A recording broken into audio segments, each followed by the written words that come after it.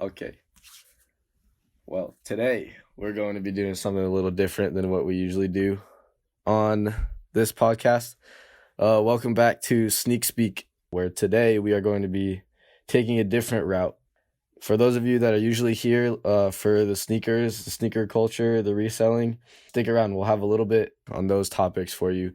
But the bulk of it, actually, no, all of it is going to be revolving around basketball today. And I wanted to talk about basketball because there's a lot of stuff going on in the NBA and the WNBA. And the NBA does tie in a lot to the sneaker community. We all know a big chunk of that is Jordans and Michael Jordan. And, basketball shoes are a big part of the league nowadays. Like, people are paying a lot of attention to fashion. But today is going to be talking about a lot of controversial topics, a lot of interesting debates, and to help me along with that, I have brought along two of the biggest sports fans that I know. In one corner, we have one of my best friends that I met in high school. He loves all the sports. Brandon Higashi, say what's up to the people. What's up, guys? Excited to be on the podcast. Tell everybody a little bit about yourself. Sure, yeah. So my name is Brandon Higashi. I am an incoming junior at Loyola Chicago, and I'm studying sports management. It's definitely a dream of mine eventually to work in sports one day. I've always loved sports my entire life. So yeah, that's kind of like the trajectory I'm going on. Baseball and basketball are my two favorite sports. Not that familiar with football just because I never played it. But I certainly still, pay attention to the Niners. So I'm a big Warriors, diehard Giants fan, stuff like that. And I also did track in high school.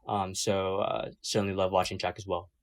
Yep. Forgot to ask you about your athletic background, but what else about your athletic background? We like playing basketball together. We'll go to the gym and do that.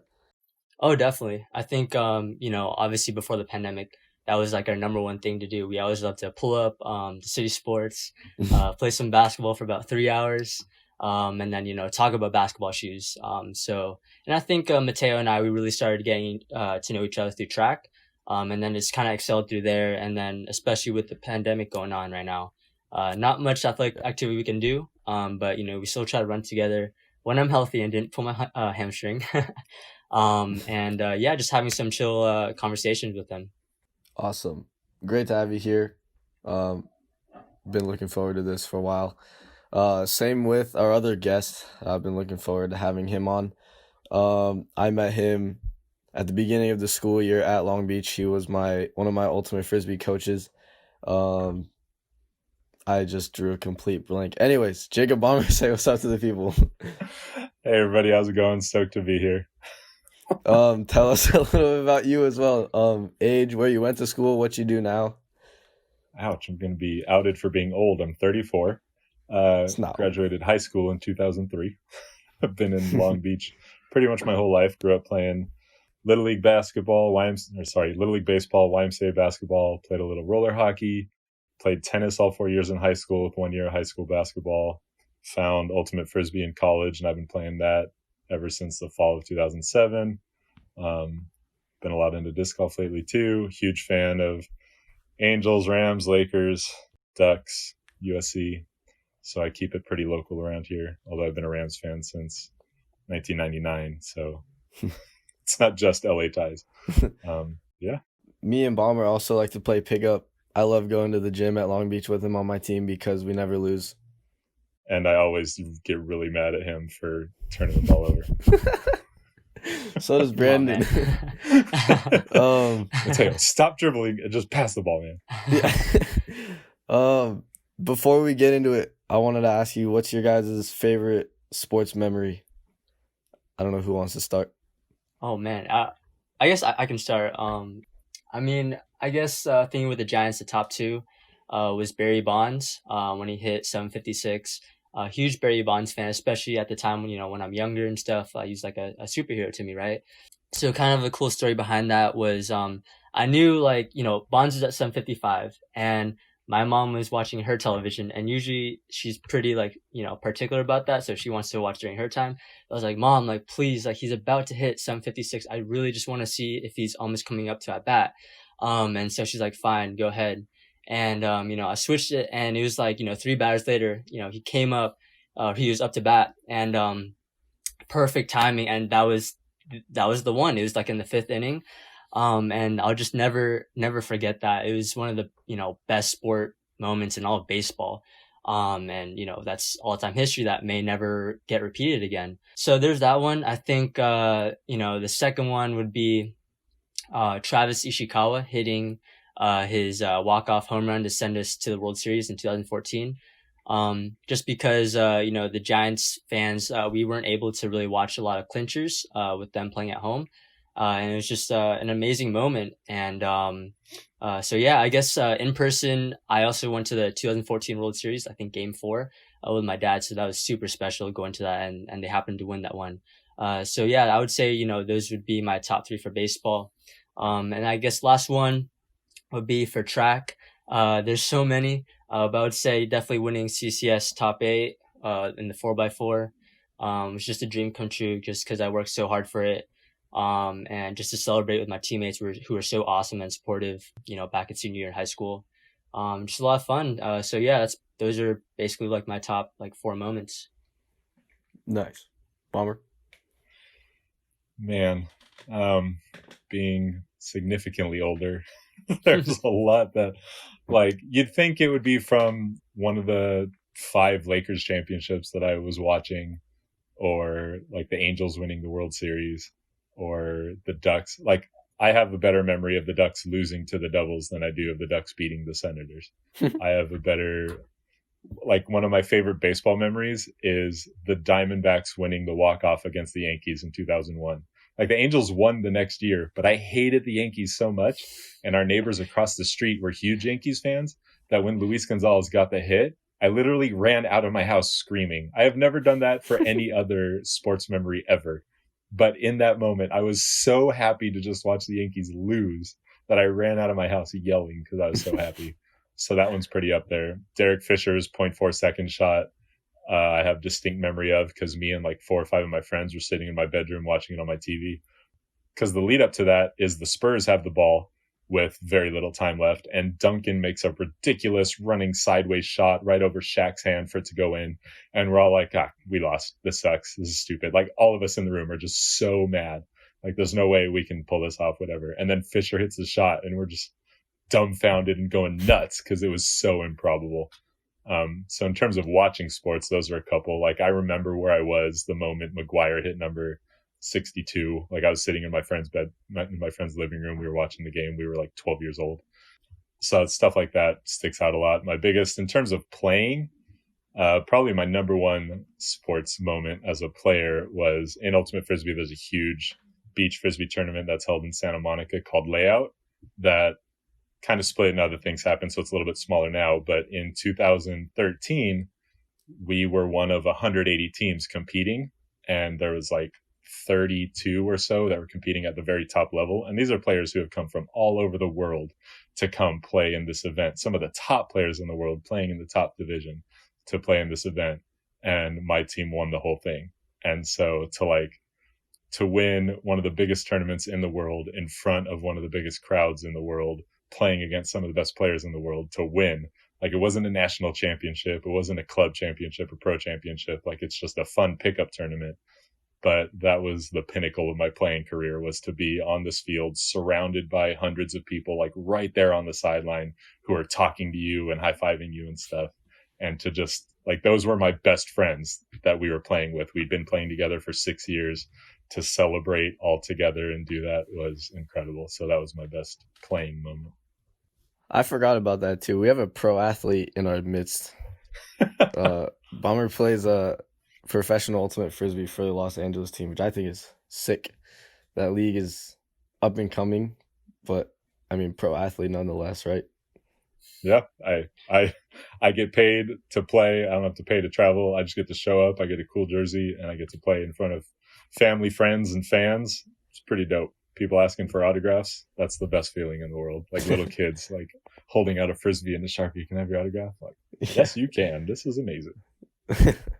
For me, one of my favorite sports memories dates back to 2014. I was in seventh grade or eighth grade, but I was running the 4x4 for track, and my dad was on his way back home from work, and he had stopped at the meet. I didn't know if he was going to make it, but I was on the line getting ready to run, and I was I think third, and from over the fence, he's like kind of giving me a thumbs up, saying like good luck, and he's like, hey, if you win, like we'll go to the Sharks game tonight, and that was the night that the Sharks and the Kings were going into Game 7 in the first round of the Stanley Cup playoffs, and I love all the LA teams, but for some reason I grew up being a Sharks fan. Like that was the one sport that I liked that I had Bay Area ties to, and my dad's LA all the way, so he loves the Kings. So it was cool, and they were we were in like fourth when I got the baton, and I was like, bro, there's no way I'm gonna win. But I was like, it doesn't matter. So I passed. I think I passed two people, put us in second, and then I handed it off to our anchor. He didn't end up winning, but we still got second. I looked at my dad. I was like, was that good enough? And he's like, yeah, let's go. So we hopped in the car, went over to what was still at the time HP Pavilion, I think. And unfortunately, the Sharks lost, but it was still a sick game because it's kind of like bittersweet because the Sharks were down 3-0 in the beginning. Oh, no, 3-1 or 3-0 or something, but The Sharks they were up blew 3-0. they blew the series, huh? The 3-0? Sharks were up 3-0, yeah. Yeah, they blew the series, but the Kings ended up playing the most amount of games ever by a Stanley Cup champion team that year. I think they played in every single Game 7 possible except for one round. And then we also ended up going to the Stanley Cup parade that year, or maybe that was 2012, but we went down to LA with my family and went to the parade, so that was sick. That was a fun time, even though the Sharks lost. But yeah, I remember after the game we went around and I collected like 27 rally towels and stuff and took them home, washed all the barbecue sauce out of everyone that was mad and just left them there. But I don't know, I love rally towels. I still have them in my room somewhere. So today we're going to be revolving around basketball. For all the sneakerheads out there, we will still be talking a little bit about basketball shoes, but there's a lot of interesting things that have been going on in the NBA. One of the biggest things that sparked the idea for this podcast was when I found out that they were going to start allowing NBA players to wear slogans on the back of their jerseys, with all these movements going on, and it gives the players an opportunity to use their platform in a different way, which I think is cool, but it sparks a little debate. Also, Kobe with the unfortunate tragedy that happened back in January. In terms of the reselling world, Kobe shoes, every single Kobe shoe spiked in price because everybody just wanted to buy some memorabilia, to remember him by. But on the other side of the spectrum, people are selling those shoes, so people started buying Kobe shoes and like trying to make money off of him, and everybody was all mad because profiting off of his death, which I totally understand. But I want to get into like at what point will it be okay that we don't look at it anymore in the same way that we have been for the past few months, because a lot of people are still pretty sensitive about that stuff. There's a pretty interesting story about Maya Moore. There's some good stuff about the 2K cover, and so stick around and we'll hit those up. Before we begin, first I want to plug Baumer's podcast. He has a podcast called From Bob's Office. I'm on episode 13 if you want to go check it out.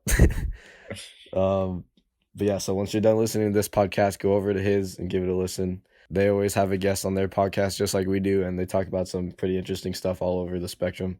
Before we actually start talking about the debates, I wanted to address something that the following topics actually can spark some debate, and we understand that a lot of statements can be misinterpreted. We just ask that you respect what we have to say and that our ideas remain purely our opinions. And if you have anything to add, we're always open to a conversation, but we're not like coming out here looking for any backlash or cancel culture is bad. Don't do it. All right. Let's start with the basketball shoes. We all play basketball. We all play open gym. In your experiences, what has been your best performing basketball shoe? Like one or two models. I know Brandon's pretty into this. Yeah, definitely. So the first basketball shoe I ever got was the Kobe 11. Is the Achilles heel, so the red and black one, which is the first edition of the 11. And it's definitely something I want to try out. And I think initially I was just okay on it, but eventually, after I broke it in, I think that one is my all-time favorite basketball performing shoe. And if you watch me play basketball, something that's really important for me is, I'm pretty fast, so I like to leverage my athleticism on the court. especially since I'd never really played, organized basketball that much. So it's not like I had any like fundamentals or skills, stuff like that. Um, but with the Kobe's, I like to tie them up really tight, kind of like you do with soccer cleats. And it had just really great traction on the bottom. So it felt comfortable and it allowed me to run super fast. And I was able to use them for about like 2 full years before they finally wore down. But all in all, like it's a great looking shoe. It's Kobe's last one that he played in professionally. So that's definitely like a legendary shoe for me. And then the second one I would say would be the KD 12. Now for me, normally I'm not the biggest fan of KD shoes just because like they're great because they're soft, but I can't tie them up tight. They slip out really easily, and so I'm not that confident wearing them because I feel like I'm gonna slip or something. But the KD 12 is something I really really recommend to our listeners, just because I mean it's super soft. You got the air zoom technology at the bottom, and it's got great support for your ankles. Great traction as well. Just a great overall basketball shoe, and I think it looks really good as well. So, yeah, I would say those are my top twos for performance wise. I know Baumer's not as much of a sneakerhead as me and Brandon are, but I know he has his own opinions on how his shoes work. Sure. Growing up, I did not pay attention to shoes that much because like it was me, single mom. Eventually she got married. We just didn't have a lot of money. And so the only shoes that like mattered back then in the early 90s were Jordans. Like nothing else really mattered. And obviously those were way too expensive. So the idea of me owning any kind of shoe that had any kind of reputation or anything was just completely out of the realm. So it was just whatever was going to fit and look okay and hopefully last for a bit. Like playing tennis for 4 years, like I was buying shoes, just like court sneakers or whatever. I wasn't really paying much attention.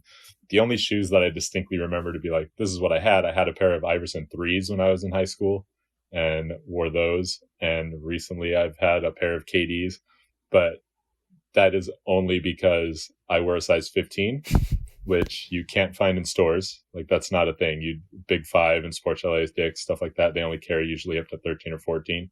Even like outlets are usually kind of off on that. So it's been mostly Ross for the last, I don't know, 8 to 10 years that I buy any kind of shoe or cleat. So I try to buy something that fits and something that doesn't look absolutely horrible. So usually I try to stick to like a white or a black or like a navy blue or something, but I have owned like a bright red pair of shoes. I've owned a bright yellow pair of shoes. Stuff just happens. That was the one that I remember you playing in. He had like KD Trey 5s and like yellow that he got from like Marshalls or Ross or something. Yeah. So like that's just how, for me, that's always how it's been. Like I've never spent more than $80 on a pair of footwear for any reason whatsoever. So there isn't a lot of name brand stuff coming in that way. And like once I'm playing, like I don't feel what's on my feet. Like, and that could be like condescending ish, and whatever. But like, I'm just going to play. And as long as the shoe doesn't fall out from under me or isn't super heavy, like I'm much more concerned about just what's going on the court and not what's going on my feet. So I just haven't noticed. So I wish I had more insight into what I was wearing, but I am one of the least fashionable people you could possibly talk to. And I will say though, when I go to Ross and Marshalls and like TJ Maxx and stuff, and I go to the shoe section, all the sizes that are like, or all the shoes that are in sizes 15, 16, 17, those are like the shoes that I would love to get, but they don't sell those in the smaller sizes at Marshalls. So like I would love to have like I've seen like Kobe ADs for like $40 when they retail at 200, but they're always size like 16, 18. And I was like, I would love to pay $40 for those, but supply and demand, man. Yeah. The percentage of the population that is my size is incredibly small. So that's why. My favorite of all time is the Kobe 9. I like the high top ones. They're just overall super comfortable. The two most important things for me are traction and ankle support. The Kobe 9 has both. My second favorite is the Curry 2, which, contrary to popular opinion, I actually like how they perform. I've just done a couple like basketball camps, and it was like 7-8 hours a day, and they start to hurt a little bit. But if you're only wearing them for a few games, then they're awesome. And then my third favorite, just like Brandon, is the Kobe 11. Unfortunately, they don't make a high top version, but they're so lightweight and the traction's so good that it almost doesn't matter. I like having the ankle support, and I like having it a mid or a high top so that it doesn't really slip too much because I have thin feet, but even the Kobe 11, they don't slip at all. So if anyone's out there is wondering our opinions on basketball shoes, that's actually what got me into sneakers was basketball shoes. That's how I got into this culture. So hit me in the DMs. You guys have any questions on what to buy for your upcoming basketball season if you get to have one because of stupid COVID. NBA slogans on jerseys. I first saw this on Instagram. There was like a board. There's like a players association that decided to allow players to use their platform and put something other than their last name on the back. I believe the slogans have to be pre-approved by some board, and so that players can choose from that to put on their backs. I want to talk about, there's been certain players that, like Brandon sent me an article yesterday that LeBron James has opted not to wear a slogan on their back. And what I was kind of worried about when I first saw this was, first of all, I think it's a great idea, but I am not looking forward to the type of backlash that certain players are going to get for choosing not to rep something on their back. Like they're giving them an opportunity to choose to stand up for something or, promote something. But I do not look forward to the day where we're going to start hating on LeBron James because he just decided not to put something on his back, like because he decided not to take that option. So what do you guys think about that? I think, and also like you mentioned LeBron yesterday, AD actually just said today that he wouldn't go with the slogan on the back as well. But I guess like my opinion on it is I really like the idea of what the NBA did because the players were obviously very concerned that they don't want to play through something that distracts from the current BLM movement, right? So I thought it's great for the NBA to kind of cater their needs as well. And allow them to put a message on their jerseys today because it really is important. I think one of the pros through this pandemic is it really has brought a lot of awareness and attention to these social justice issues. And racism seriously is not like tolerated, at all. So I think that, that was a good idea by the NBA. But I know Mateo reached out to me when that came out, and he said exactly what you said. Players are going to get backlash for this, and especially with LeBron James being probably the highest profile athlete in all of basketball, right? That's some pretty significant news. And I went on Twitter to see today if there's any backlash on him for that. I didn't see any. I might have missed it. But obviously people can be irrational nowadays. They're just going to hate you for anything you do. And I don't like that. I would rather have the players be appreciated for what they do because 99% of us can't do what they do. We don't work as hard as they do, right? So I don't think we should always compare every time and just say, look, this player is good for who he is. And I know maybe this is not the answer that some of the listeners want to hear, but that's just how I feel. Have you guys seen the full list of what the NBA put out? Yes. The slogans that can be on there? So, Black Lives Matter, power to the people, I can't breathe, say their names, vote, justice, peace, equality, freedom, enough, justice now, say her name, si se puede, liberation, see us, hear us, respect us, love us, listen to us, stand up. And then from here, it gets a little weird. I mean, ally, fine. Anti-racist, I don't know how many people are just going to put anti-racist on their back. That seems a little weird to me. I am a man. I don't know why that's included in okay. Speak up, fine. How many more? Group economics? What? Like, that one seems kind of weird to me. Education reform, okay. And mentor. So, like, the list covers a very broad spectrum. And I do think it's cool to like let players have this opportunity to share in a way that they normally wouldn't. The idea that I have LeBron's quote. He said, "It was no disrespect to the list that was handed out to all the players. I commend anyone that decides to put something on the back of their jersey. It's just something that didn't really seriously resonate with my mission, with my goal.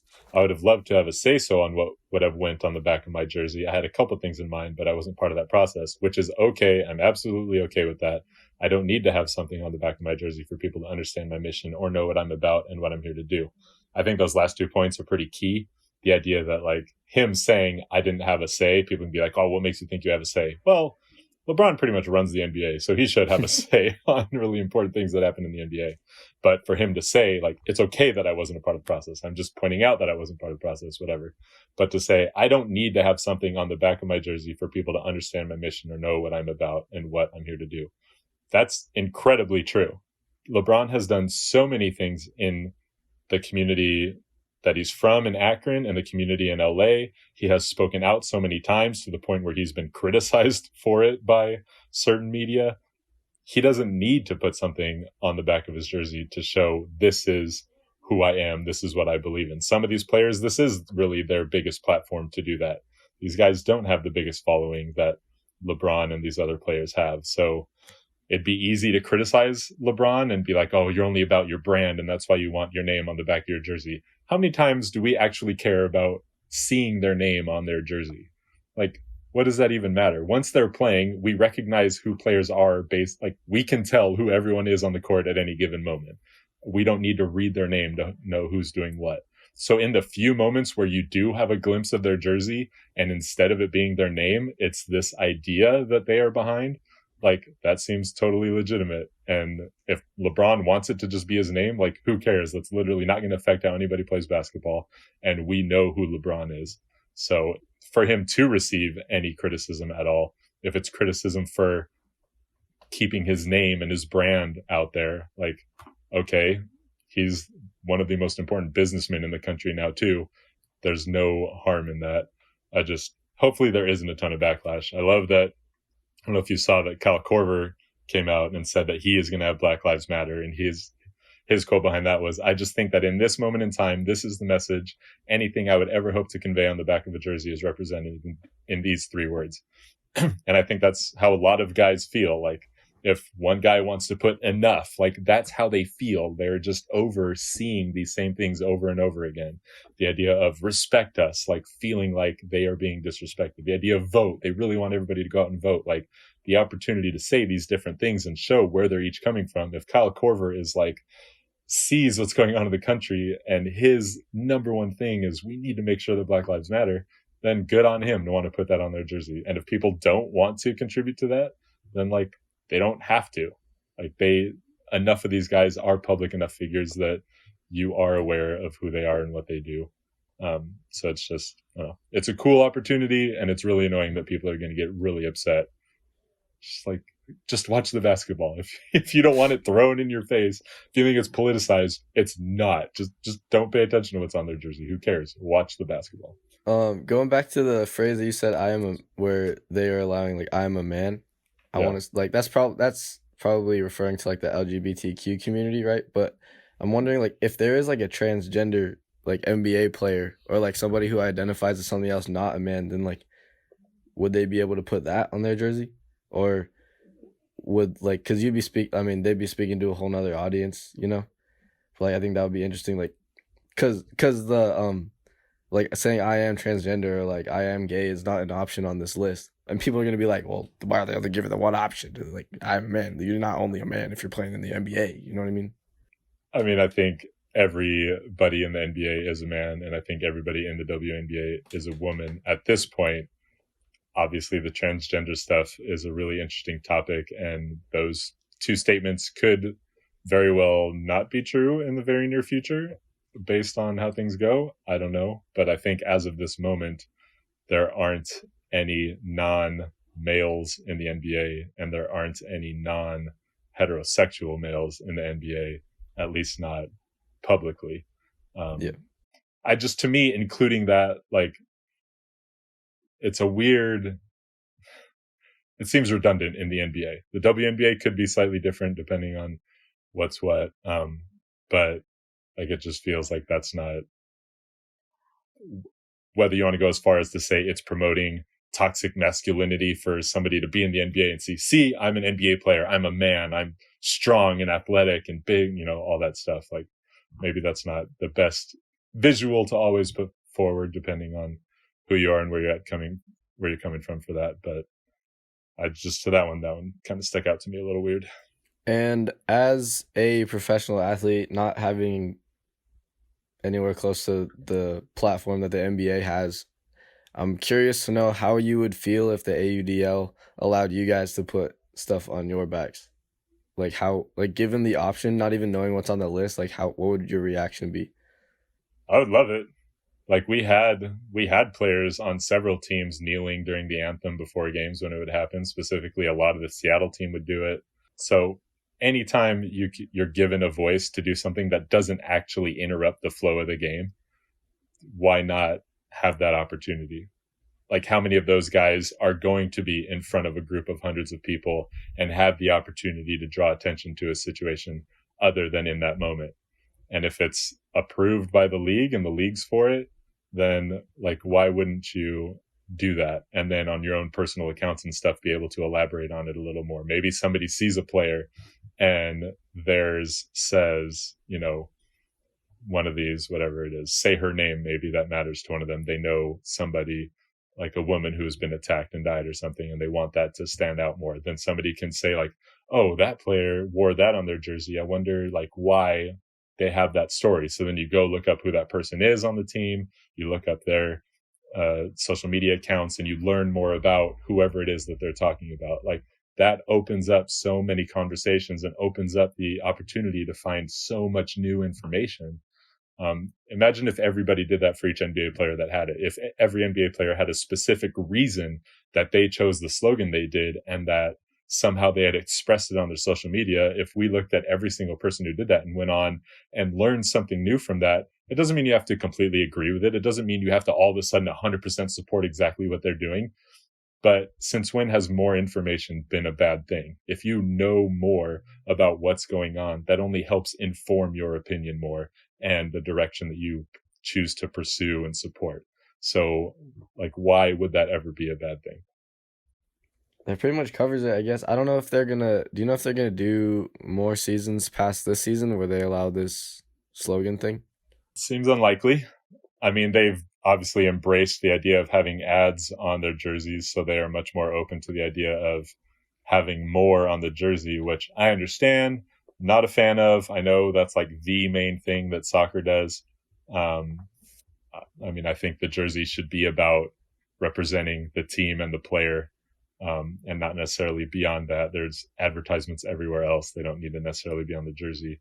But the idea of like letting players be individuals, being able to wear some kind of sock or have some other thing on their shoe, the way the NFL, like guys will have their personalized cleats, but they only wear those during warmups because the NFL is very strict on what players can wear during games.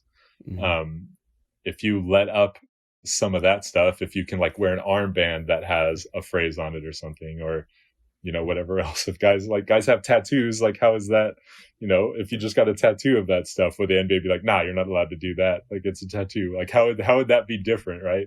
So I think they wouldn't go full on with this being a full thing on their jersey, but I would hope that it would allow players to have the freedom to maybe wear some kind of armband, headband, wear like a sock or a sleeve or something that has some kind of message to represent them, if not specifically on the jersey that is very representative of the league itself and of the team itself. As a person, if you get to personalize how you look a little bit more, I think that is something to look into and allow. And the other thing too is if it's only going to last this season, we have the bubble, right, for the rest of the season, and there's going to be 10 teams that aren't going to be in that bubble. So now you have 10 teams of players who aren't going to be able to rep anything on their jerseys if they so choose. Yeah, that's just an interesting thing to think about. I haven't seen any statements from any of the players that are no longer playing this year saying like, I wish I was able to put something on my jersey. But again, like you said, like if certain players are big enough, they don't need to put it on their jersey, right? Like they can use a platform that the NBA has already given them, the popularity that they already have. But I mean, it's another whole nother motion to be able to play the game that you love and do your job while representing like a certain cause or movement. Yep.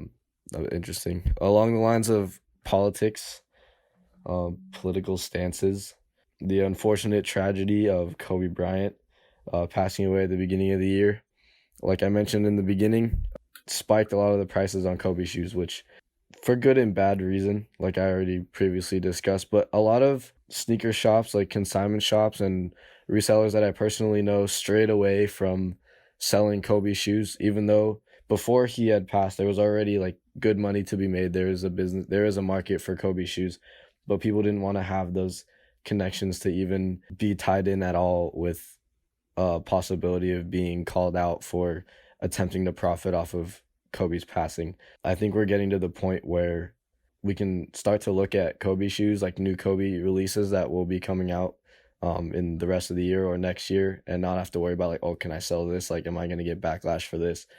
I want to know what your thoughts are on the whole mixing business with emotion, not just on Kobe, but like there's not too many like major athletes who have their own signature line who have passed in this same fashion. But like, let's just say like if Michael Jordan passes away, or like if Allen Iverson passes away, and how do you guys feel about all that? I think for me, like, I completely understand both sides, right? Like, don't want to be insensitive because, obviously you don't want to profit off of Kobe's death, right? But at the same time, the other side could say like, it's a way of honoring him, right? And I know for myself, like brand new Kobe 11s, just like you can't get them on the market anymore. And even like before his death, that was something that I really, really wanted to try to get, right? Because my Kobe 11s are done for. But I also know that Nike is releasing like a Kobe 5, like the Grinch next in 2021, right? So Nike very well could get criticized for that. But I don't know. It's also hard for me to have like a firm opinion just because I see both sides of it. So I guess I don't have too much to say on that, but those are kind of my thoughts. Kind of just depends how all in you are on capitalism and consumerism versus just individual care and compassion. Maybe there's some crossing of those lines, but again, kind of like I said before, this whole like supply and demand issue, like I bought a shirt that honors Kobe pretty soon after because I wanted to be able to show that mattered to me and to be able to wear that out and have people see it. And if somebody made money off of it, then so be it, right? Like they're providing a service. So if the conversation is how much are you spiking the price, knowing that this is going to happen?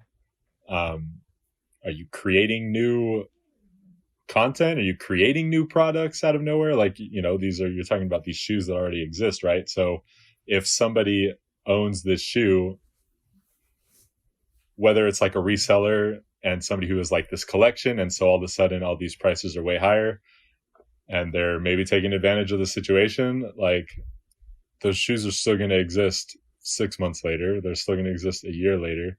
Like you can rep Kobe the rest of your life. So maybe you don't need to buy it in that moment.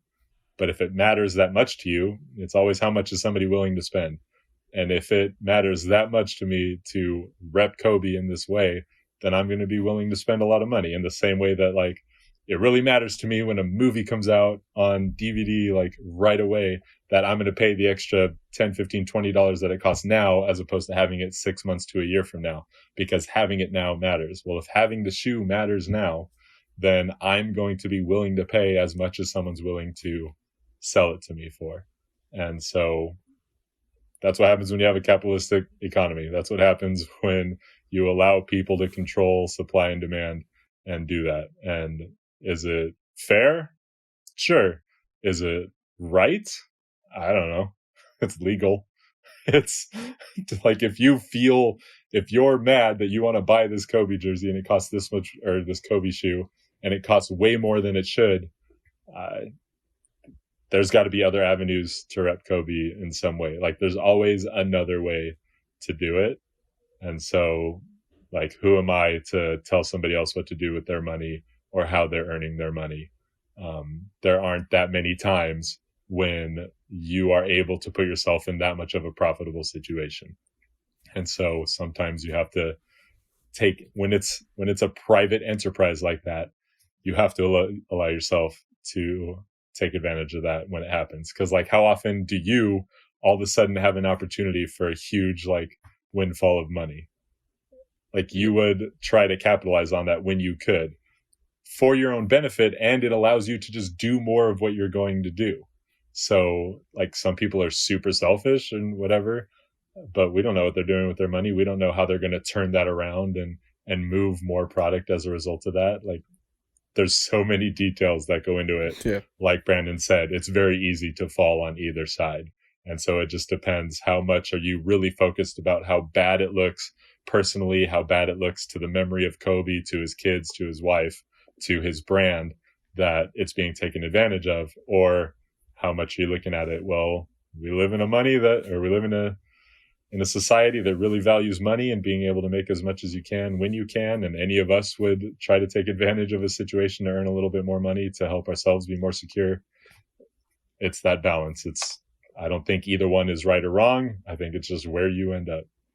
There's also a matter of like we were talking about supply and demand. Like, me personally, I've been trying to complete my set from Kobe 7 all the way up to Kobe AD in my size, and the only one I need is an 8. But now the problem is that like, I want to buy a Kobe 8, but I also have a budget, whereas all the other people with Kobe 8s don't want to let go of their Kobe 8s because they want to hold on to something, which is going to in turn have a high price. But it's like hard for me to find like a reasonable price because people don't want to sell it. So it's like going to be hard. Like Brandon knows, I was already trying to complete this line, because in my opinion, like, Kobe 7 is when the performance factor of the Kobe's had like changed for the better, and I wanted to, me being a materialistic sneakerhead, I just wanted to have them.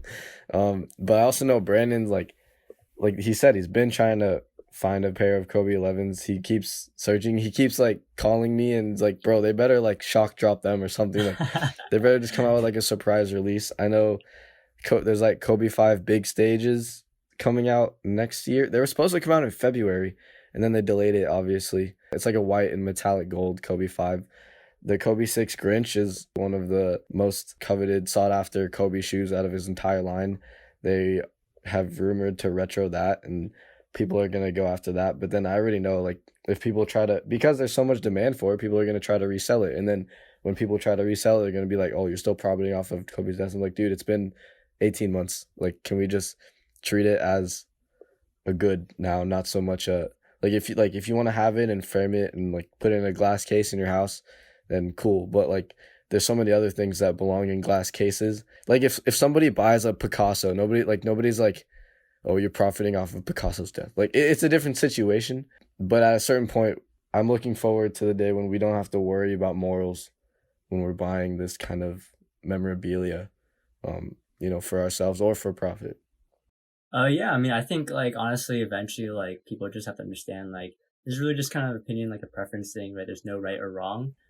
If you don't want to partake in it, don't partake in it. And if you want to, go ahead. Just, maybe, like, don't try to get on others for having, like, one side on it, right? It's up to you, and you have to understand, like, it is what it is. This is what happens, right? So, yeah, I think it's just up to the person.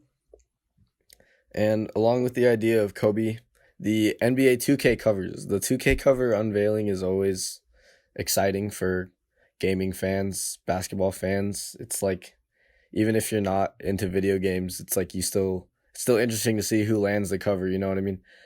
Just for any other magazine or just a lot of other video games. The first one to come out was Damian Lillard. Everybody was like, oh, it's gotta be Kobe, But like, in reality, Kobe was not really going to be on the original cover, but I think Damian Lillard's pretty well deserving of that. I think it's almost over. What's it called? What's the name? Overdue. Yeah, overdue. Yes. I think everyone's pretty much in agreement that Damian Lillard is well deserving to be on that cover. Kobe was on the Legends edition. I believe there's two different designs. They were like hand painted, and so I don't think anybody's upset with that either.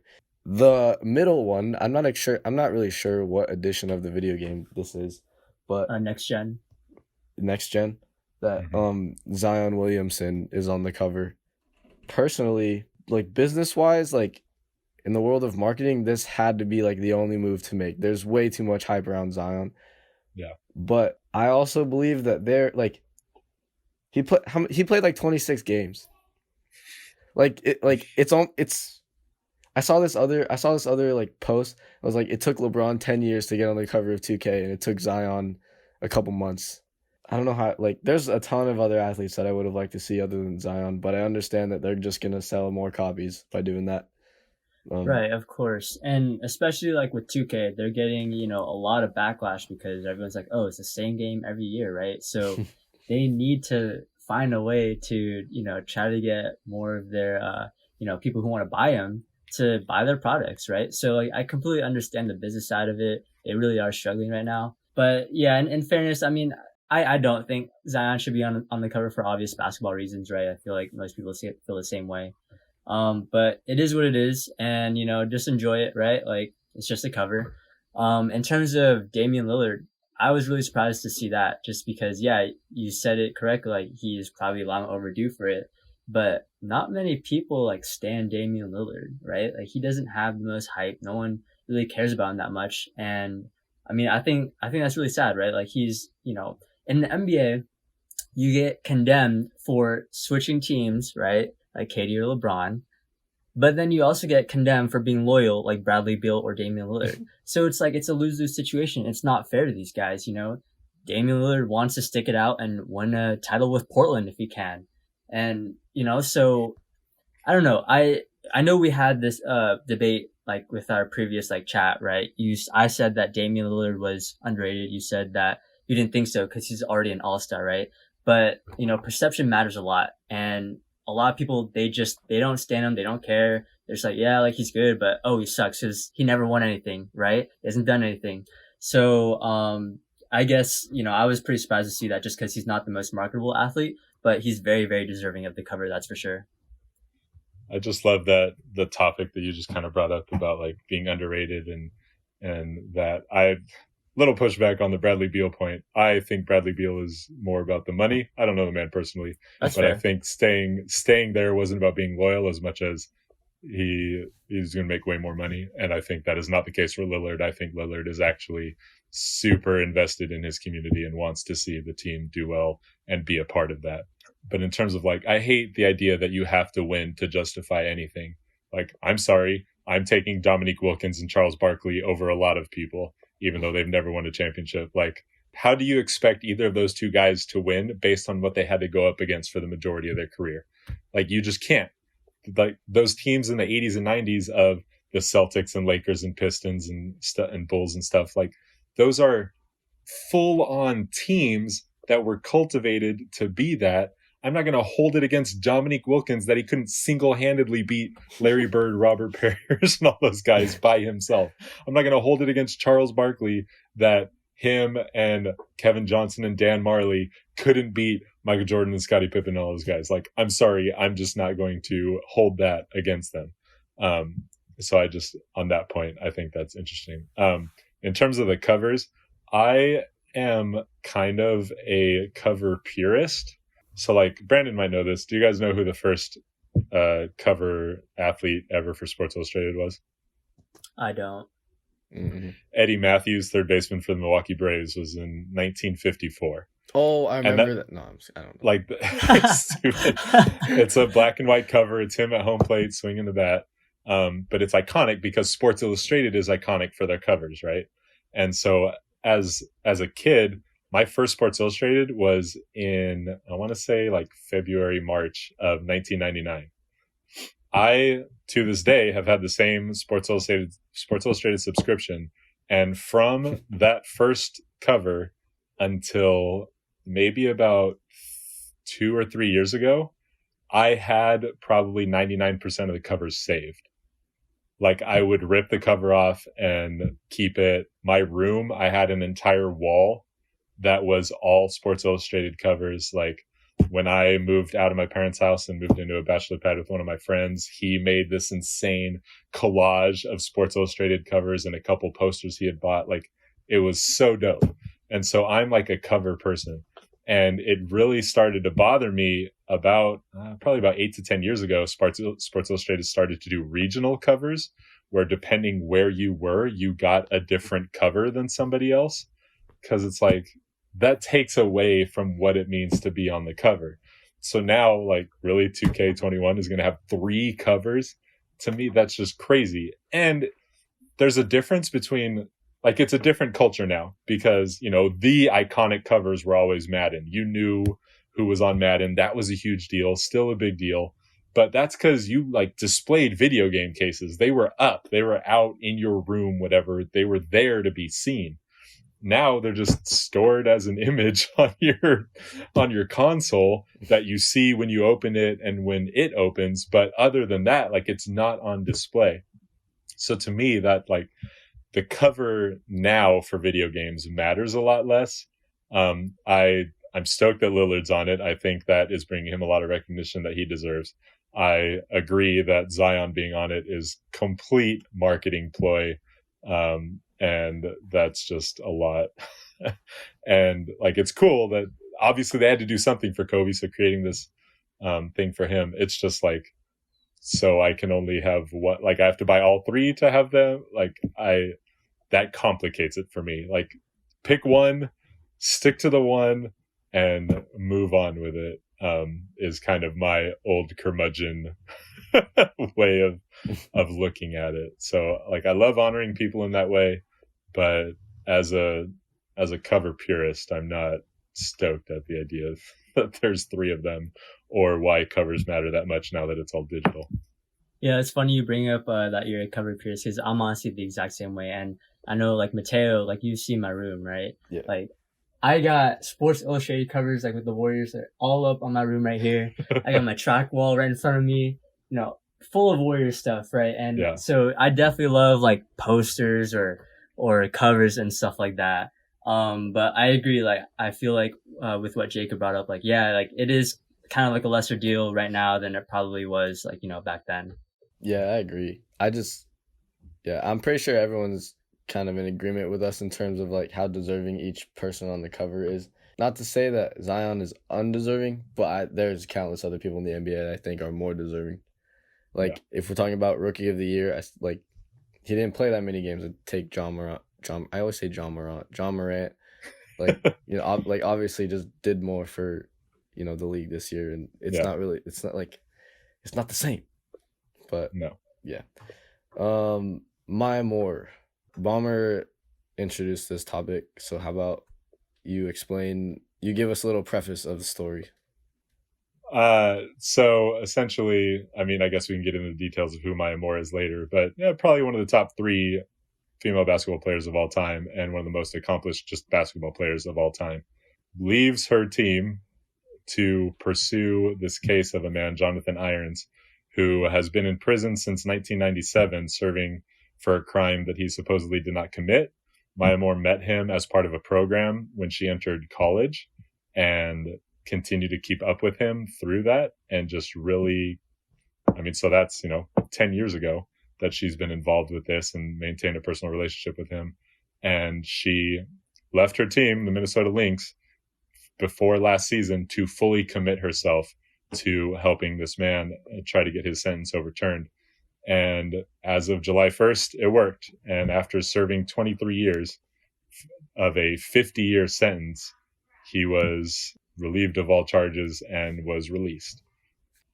That story is so incredibly important and got about half of a day's worth of publicity, and then everyone moved on. And that, I think, is really tragic because this man, 50 years, he was supposed to be in prison for something that he did not do. And so for somebody, like, there are people fighting this fight all over the country every day. There are people who are involved in these justice organizations who seek these cases and get people out of prison every day. And it's incredible. And there needs to be more publicity to that fact all the time because it shows how messed up the quote unquote justice system is, that so many people are being put away for things that they either did not do or don't deserve to be gone that long for things they did do. And so for anybody to commit their time to that is an incredible testament to who they are as individuals and the justice that they are seeking. But for Maya Moore to do it, one of the best basketball players in the history of the sport, at the peak of her existence, somebody who's won 2 Olympic gold medals, somebody who had a 150 wins, 4-loss NCAA career and won 2 national champions, was National Player of the Year twice, was in 8 years in the WNBA, a 4-time WNBA champion, multiple-time MVP, and she was 30 years old. Like, still so much more to do. One of the biggest draws to her sport. And to say, as important as all of that is, and at the peak of my career as I am, this individual is way more important, so I am going to devote my time to that instead. That is insane. That is 5 years ago, LeBron picking up and leaving and walking away, saying, this individual matters more. Their life, getting them free and out of prison, is more important than me continuing to do what I'm doing in the NBA. Like, that's what it is. Maya Moore is LeBron James, but even more accomplished relative to who they are. So for her to set it aside and understand what really matters in this life and pursue it and have it, I mean, it didn't happen overnight. It took over a year to get this through, and it took 11 years of her relationship with him and learning more and more. You better believe that that matters to that man, that 27 years of his life have been given back to him, even though he lost 23 years of it. That's such an incredible testament to what we should be doing as humans on a regular basis. It's so easy to get caught up in our own success and what we are doing and what brings us enjoyment and happiness and stuff. But to actually look around and decide there are people who need help, and to be able to step up and do that regardless of how it makes me look, regardless of the sacrifices I have to make, I'm going to do it because it's what's right. It's the exact story that we need while everything else is going on in this country. And it's borderline criminal that more people did not know about it and that it still isn't being talked about 10 days later. Yeah, I don't really think there's much like debate to talk about, but I just would love the opportunity to bring attention to it. Like you said, it just didn't get the attention that it deserved. She took last season off, right? Yeah, and the it was season before the 19 season. Yeah, and the WNBA didn't get to start their season this season, but she was prepared to take that off too, and she was also prepared to not participate in the 2020 Olympics, which another huge thing to not be a part of, so you can focus on this issue. Just another reason to, attest to what kind of person she is. Yeah, absolutely. I think, Jacob said it best. Like, I don't think anyone can say it better, right? The only thing I can add is, I just think it's really, really sad that she just didn't get like any recognition, basically. Imagine if this was an NBA athlete, right, who did the exact same thing that she did. People would be saying, like, put this guy on like Mount Rushmore or something like that, right? So she deserves so much, and it's not fair that she didn't get recognized for what she did. Even though, like, I'm sure she doesn't care, she doesn't want that. She did what was right, but she does deserve this from the public, and it just quite simply didn't happen. And it's not, like you said, it's not that she wanted herself to be seen. And it's not that we recognize her for it. It's that we recognize that the thing happened.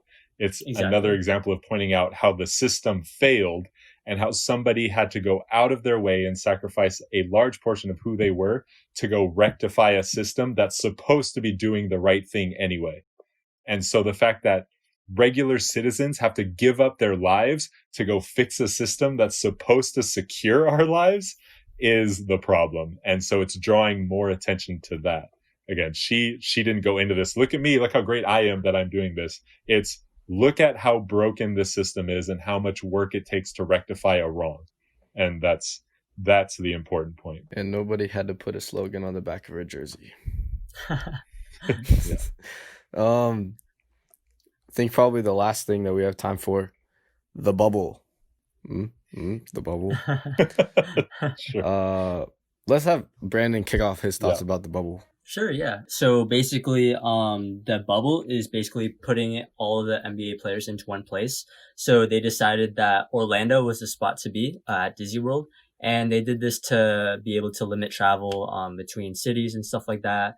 And so currently they had all the players the 22 teams who are supposed to play report to Orlando, and they're supposed to quarantine for about 36 hours and get tested. And now that process has gone by, and so teams are starting to practice again, getting warmed up and stuff like that.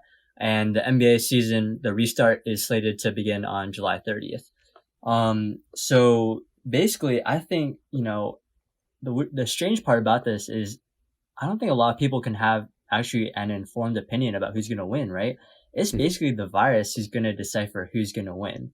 So, and the thing that I'm scared about is I'm worried that we won't even be able to finish the season, right? So I don't know. It's really interesting because I feel like we can't have like a perfect, like a good opinion on this because we just quite simply don't know what's going to happen. So, this is unprecedented. It's going to be really fun to watch. What I think a lot of people aren't considering is it's really easy to be like, okay, they're up in these really nice hotels. They're still getting like food service. They're still being treated well. I mean, if you look at the food, we would probably eat it and be okay with it. But NBA athletes, professional athletes in general, but since we're talking about NBA athletes train their bodies in a very specific way. They eat in a certain way. They work out in a certain way. They prep going into a season, during a season in a certain way so that their bodies are ready to perform the way that they want them to perform to fulfill an 82 game regular season, to be able to go out there 3 nights a week and play 48 minutes and do their thing. In this situation, every single one of those things is changed. Their diet is changed. Their workout regimen is changed. Everything about how they train and prepare is changed. Maybe once things start going and everything is kind of worked out a little bit, their diets are a little bit closer. They're bringing in better. I'm pretty sure there's a plan to bring in a lot of the teams like personal chefs or whatever. Like they are going to figure a lot of that out, but it's still not what it would be. So to go out and perform, to expect to perform in the way that they usually do without the same training and prep that they usually have is a recipe for physical disaster in some kind of other injury, some kind of other muscle injury or anything else. And so again, it's easy for us to be like, their amenities are still way better than normal people. Yeah. But what they are expecting their bodies to do is so beyond anything that any of us have ever or will ever experience. They need that level of preparation and training. And so to just say, they'll still be fine is completely dismissing that fact entirely. Not to mention the idea that they are, for the most part, isolated. Like they're not allowed to go into other people's hotel rooms. They're tested every night with tests coming every morning. They don't get to see their families. They don't get to do that. They definitely don't get to interact with anybody outside of the bubble for however long this is going to go on. So now you're taking people who have only been locked at home with their families for the last 4 or 5 months, and now you're completely removing them from that and expecting them to still function well physically and mentally, despite having turned their entire lives upside down, is such an enormous expectation that we have to expect low-level basketball. We have to expect that this isn't going to be seen all the way through, and we have to expect that somebody's going to get hurt physically or mentally, and this isn't going to work out well. And if those are the expectations we have, why are we doing this in the first place? Like, I want to see basketball. I want to see these guys compete. I also want next year to work out and have everybody be healthy and have real good NBA basketball return next year. And I truly feel like as this is playing out, whatever happens is going to negatively affect next year severely. Exactly. Yeah. Because, great way to like put everything together. The last thing we would ever want to see is exactly what happened with KD last year, tears his Achilles. Like imagine if LeBron or Giannis, torn ACL, tears their Achilles, and they're out for the whole next rest of the year, and it's going to impact the rest of their careers. So detrimental to basketball. Not only just the superstars, right? But these guys, even, like the bench guys, they work so hard their entire lives. They don't want to, risk their careers based off injury just because of this season that a lot of people view as meaningless. So, it's going to be really tough to see. So yeah, we'll see what's up. Do we think that this was the best decision for the NBA to make? Well, for the owners, yeah, they want their money. I mean, What uh, about like the players, coaches, especially taking into account like the health factor? well, yeah, I mean, that's why, you have already seen some players opt out because they are just very concerned, and that's good for them. Like, everyone respects their decision to do what's best for their family. But I don't know, like a lot of players are concerned, and some want to hoop up like, John Morant or LeBron, right? So I don't know, man. I mean, I think I feel like it's more bad than good that's gonna happen, but we'll see. I I think this is the best setup that they could have come up with, and with how questionable it still is proof that this is a bad idea. Like there's just so I mean, you can look at the NFL is still planning on doing everything and moving forward. There's no way to expect teams to still host home games and travel all over the country. That's not happening. Baseball is such a insane situation too. Like obviously these are all in crazy, whatever. But there's so much because the risk, like in terms of basketball's not going anywhere. Like these pro sports aren't going anywhere. We kind of, me being affiliated with a pro frisbee team, like our sport is actually really going to suffer by not having played this year. Like that sucks. We're losing a lot of our fan base. That hurts us a lot. The NBA, the MLB, the NFL, the NHL, those are organizations that have existed for decades who have very strong followings. And it's not like they went on strike. It's not like there was a lockout. Fans are not going to hold this against them. This has been one of the most entertaining times to get to know players and see players and interact with their personal lives. Like some players have been so good about being on TikTok or just doing Instagram lives or doing whatever else. That is incredible content. This is the best opportunity that these sports leagues have ever had for fans to get to interact and invest in individual players in a way that they would never have time for otherwise. And so why would you not just try to capitalize on that as much as possible? Why would you not try to feature individual players on the league's websites and social media pages and stuff and just spend an entire year focused on get to know this person, show this person's highlights, show them interacting at home, doing all of that safely and promoting your brand in a way that you could never have possibly promoted it before. The one thing I really hope that comes out of at least with the MLB is that they mic players up. That is the most phenomenal thing that can possibly happen. And I hope that happens across all sports because everyone loves those mic bits. And obviously doing it live is really difficult, but there are ways to control that work. Because the XFL, that was incredibly entertaining. Like you had teams literally falling apart on the sideline because one player would say something and then the reporter would go ask the coach and the coach would say something and it's all being aired live and it created insane drama in the moment. How is that not something everyone would want to watch?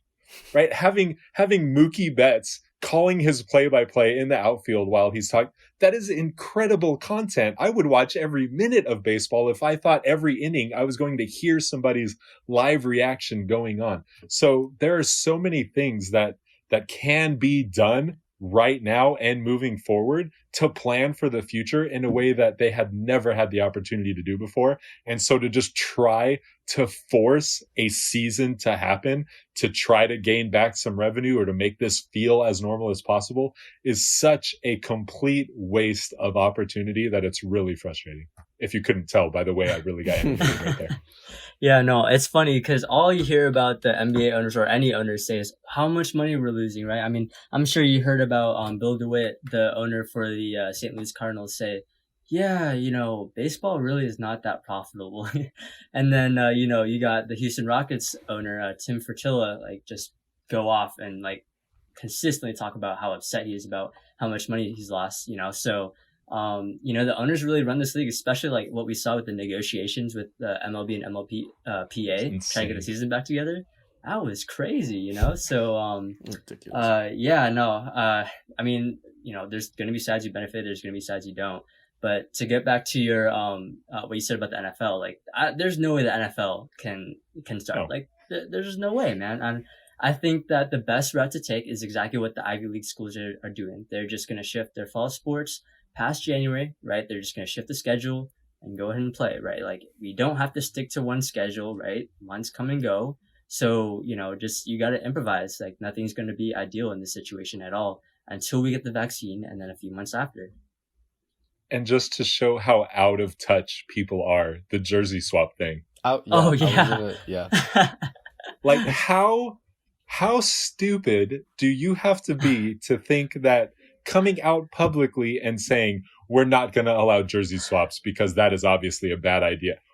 Well, obviously it's a bad idea. It's a worse idea to go 60 minutes in hand-to-hand combat with another person too. Are you kidding me? Like, that is so out of touch. And for the NFL to be like, no, this will be good. This will look good. No, you look stupid. And this is insane that we're even talking about this right now. Yeah, that thing just like, that kind of blew my mind to allow NFL players to be traveling and being in the trenches with each other for an entire game and then have to separate them, like have a protocol be to separate them after the game. I mean, I get like, sure, why not just like try to enforce social distancing whenever you can when you don't have to, but like what's the point of, playing a game like football where there's like probably more contact than any other sport, and then you're gonna not let them like stand next to each other after the game. It's crazy. Like something just like small like that. Yeah. I think that's all we have for today. I want to thank both of you guys for being here, having a lot of great insight. Stoked to hear what the listeners have to say. If you've gotten to this point in the podcast, DM me at Eminem Resell or even Jacob Baumer's Instagram for his podcast at From Bob's Office. Your thoughts on any of this stuff, what you would like to see, what you wouldn't like to see these leagues and associations do. Tough times right now. Tough times, but we're going Absolutely. We're going to get through it. Yeah, no, thank you so much for having us on this podcast. It was really fun just being able to, talk about sports, but other things as well, politics, shoes, stuff like that. Yeah. But definitely want to say to the listeners how proud I am of this guy right here, Mateo. I mean, he's hustling every day, so make sure to go support him. Thank you. He's a great guy, great businessman. So, great friend, and thanks for having us. Thank you. Very much appreciate the plug and for allowing us to come on, dude. It's a lot of fun.